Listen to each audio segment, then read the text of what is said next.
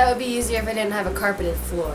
I feel like I need an intro song like, welcome to the Book Nook, where we read books and then talk about them with each other. Book Nook, woo! Today we're talking about It's Kind of a Funny Story by Ned Vizzini. This one I also picked up because of the cover. Fun fact about me, if you haven't figured it out yet, I like to cover shop. If you don't know what cover shop is, it doesn't mean I look at a cover, pick up the book, and buy it just because of what the cover looks like. I pick up the book, read the back, and then buy it. Depending on what the description is and what the cover looks like. I just put, you know how hard it is to get a paperback book to stand up? I just put that back there, and I'm gonna have to get it again to read the back. I really like this book. I read it in like a week, I think, which I haven't been doing this summer because, I don't know, reading in the summer. I want to, but something holds me back. I think it's the internet.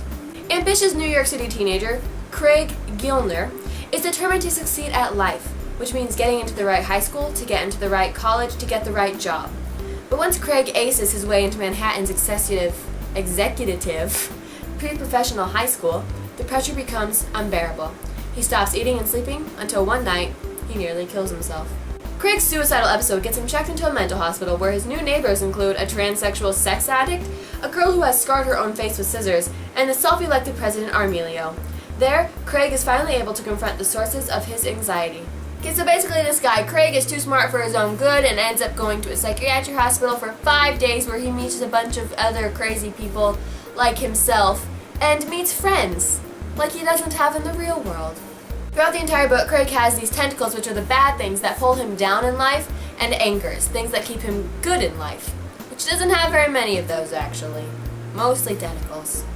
And one night he almost kills himself, so he checks himself into the nearby hospital and ends up on their adult psychiatric care floor unit thing.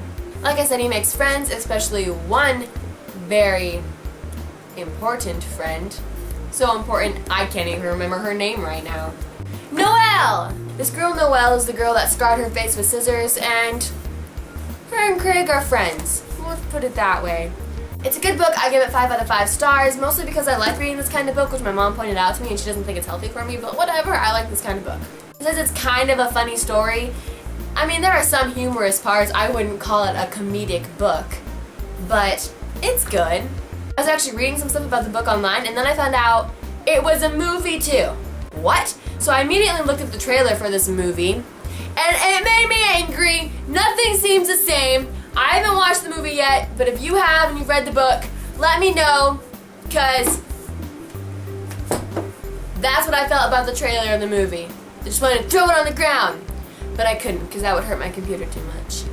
So yeah, comment down in the doobly-doo if you've read the book and tell me what you think of it and if you disagree with me, and then I'll comment back to you telling you what I think of your comment and if I disagree with you or if I agree with you.